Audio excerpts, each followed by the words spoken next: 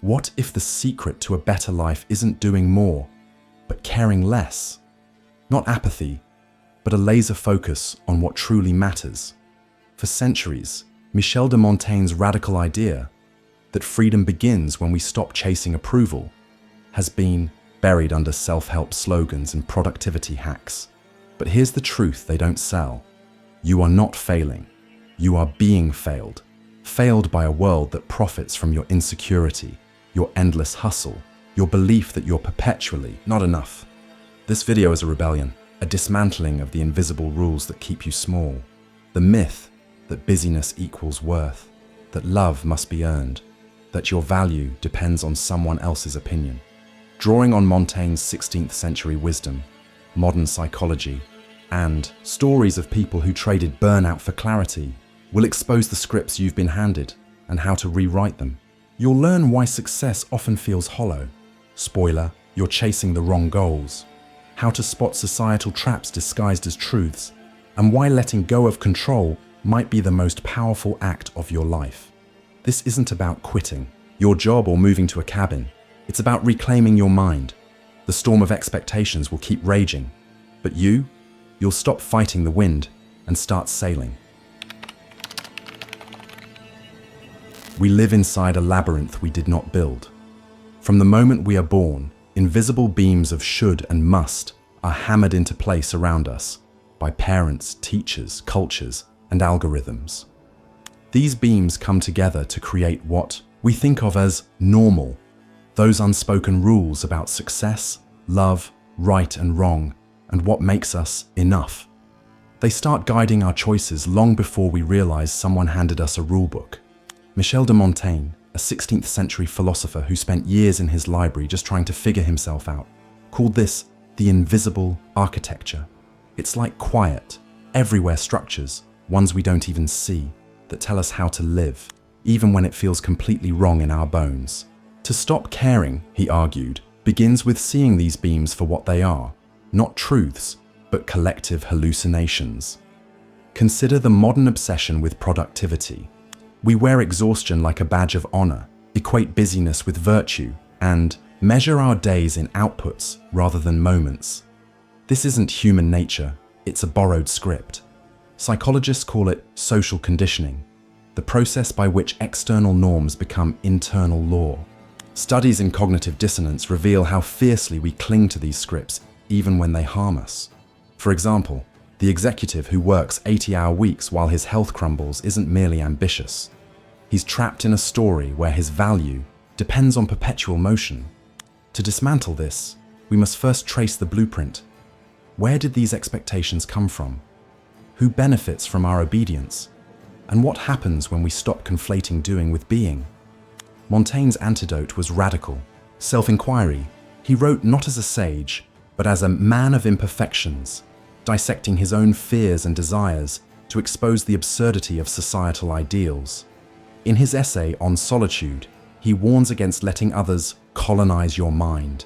Here, philosophy and psychology converge. Carl Jung's concept of the shadow, the parts of ourselves we disown to fit in, mirrors Montaigne's insistence that true freedom lies in embracing our messy humanity. When we stop outsourcing our self-worth to external validators, likes, promotions, others' opinions, we reclaim sovereignty. But this requires a kind of existential courage, the willingness to sit in the discomfort of uncertainty, to ask, what if I built my own architecture? The psychological toll of living under borrowed expectations is well documented. Anxiety, burnout, and a pervasive sense of never enough are the modern plagues. Researchers like Brené Brown frame this as a crisis of belonging. We sacrifice authenticity to fit into systems that never asked what we truly need. Yet ancient Stoics and contemporary therapists agree. Liberation begins with discernment. Not all expectations are prisons. Some are necessary, like the mutual agreements that bind communities. The key lies in separating the useful from the arbitrary. For instance, the expectation to be kind to others is a social glue.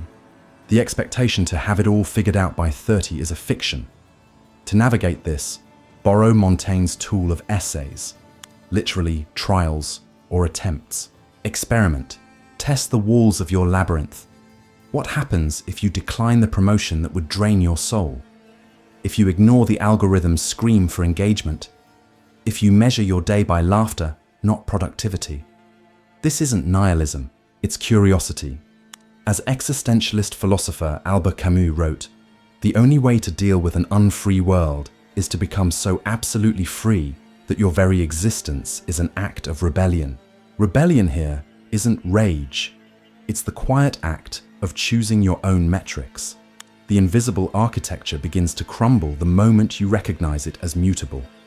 Not with a sledgehammer, but with a question. Who would I be if I stopped apologizing for my humanity? The answer isn't in a book or a guru. It's in the small daily acts of refusal. The nap taken instead of the email sent. The no uttered without justification. The joy prioritized over perfection. Montaigne's hack isn't about not caring. It's about caring deeply, but selectively.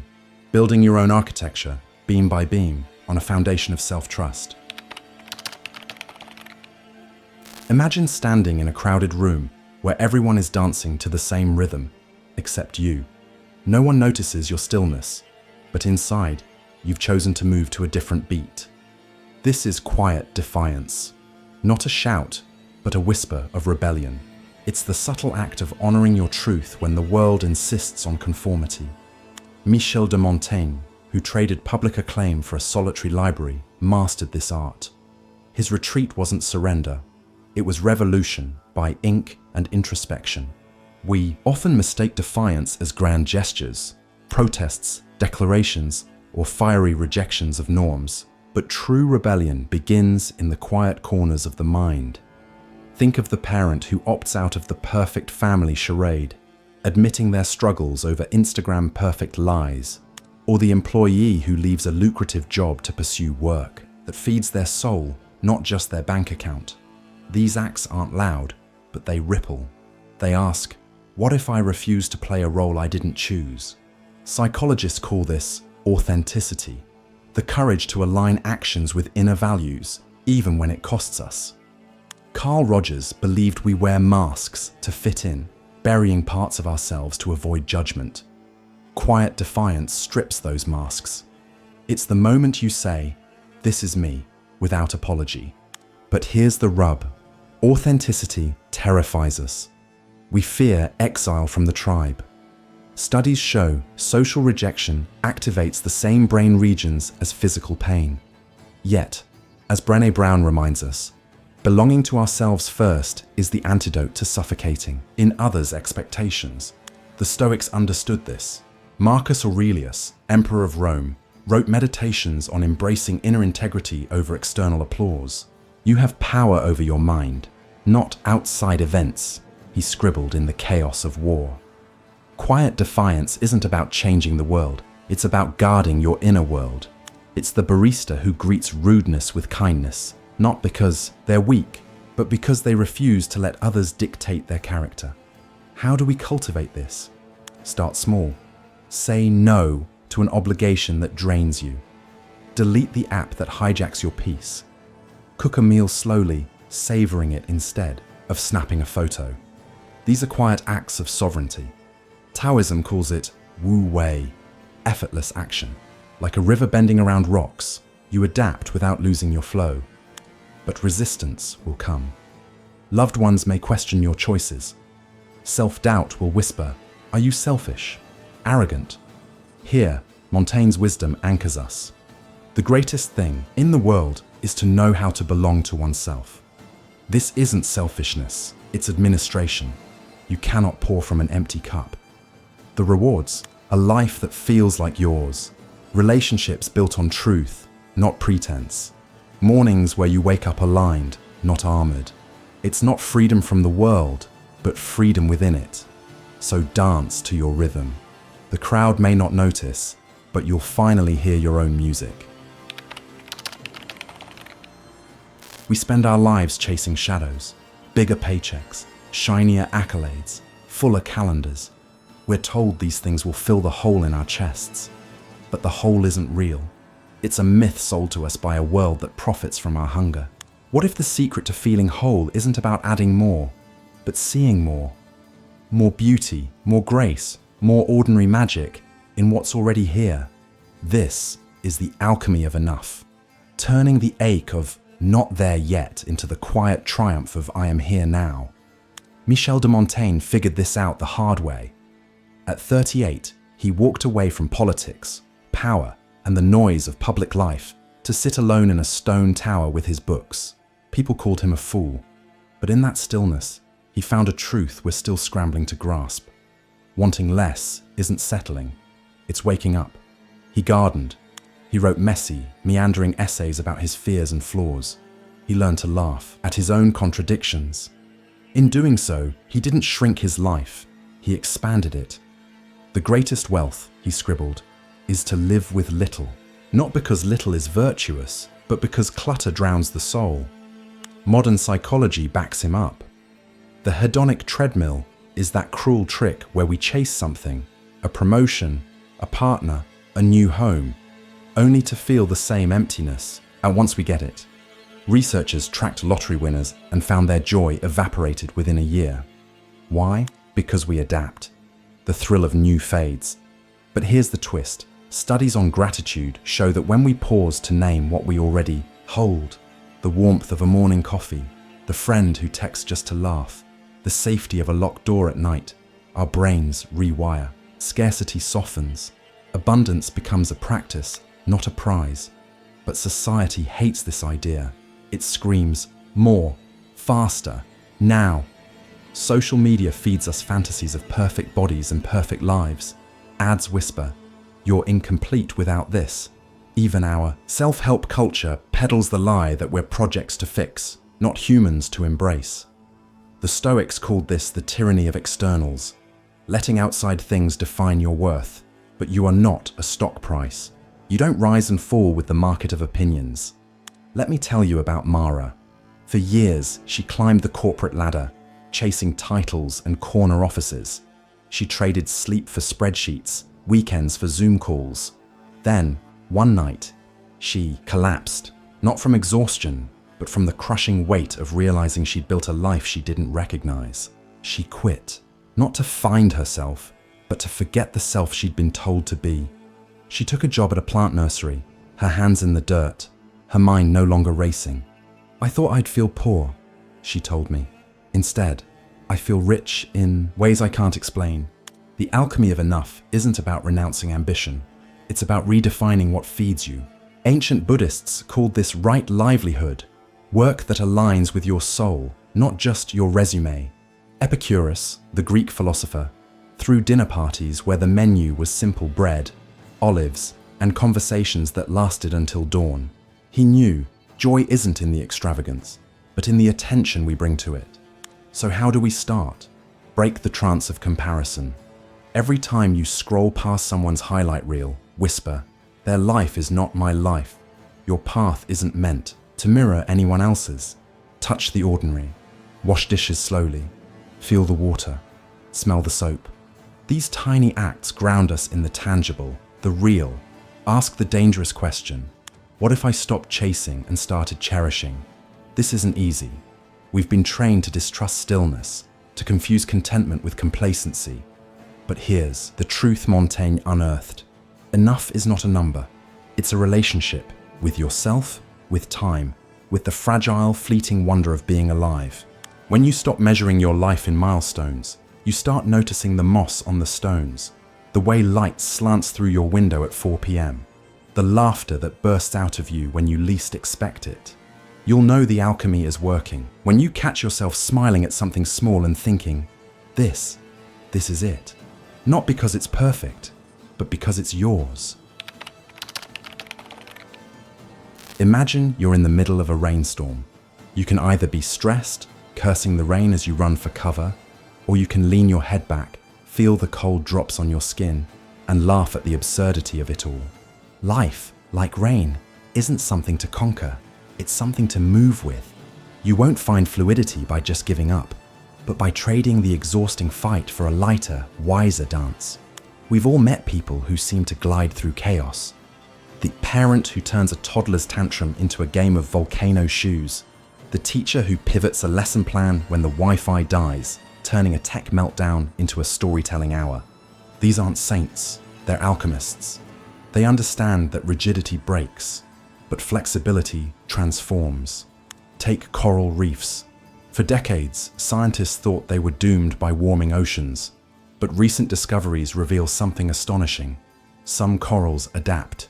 They forget their old symbiotic algae and partner with hardier strains. They don't resist change. They renegotiate their relationships to survive. It's not evolution's brute force. It's a quiet reinvention. Humans too harbor this genius. When we stop insisting that life adheres to our scripts, we unlock a primal creativity, one that's kept our species alive through ice ages and plagues. Modern psychology calls this psychological flexibility. It's the ability to hold plans loosely, to pivot when reality laughs at your 5-year goals.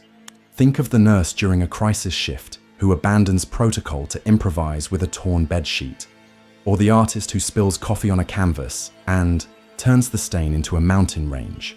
Research shows that people with high psychological flexibility report less anxiety and more life satisfaction. Why? Because they're not wasting energy screaming at the universe to bend. They're too busy dancing in the cracks. But how do we cultivate this when everything screams, plan, control, predict? Start by questioning the cult of certainty. Ancient Polynesian navigators crossed oceans using wayfinding, reading stars, waves, and bird flights. They didn't have maps. They had trust, not in outcomes, but in their ability to respond. Modern life could learn from this. When your career path crumbles, maybe you're not failing, you're being rerouted. When a relationship ends, maybe it's not a tragedy, but a reef making space for new life. Fluidity isn't passive, it's responsive. Like a jazz musician listening for the next chord, not clinging to the last note. Or a surfer shifting weight to ride a wave's mood.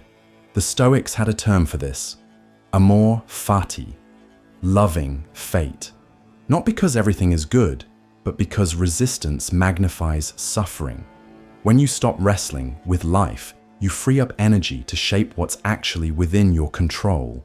Your attention, your values, and your next small step.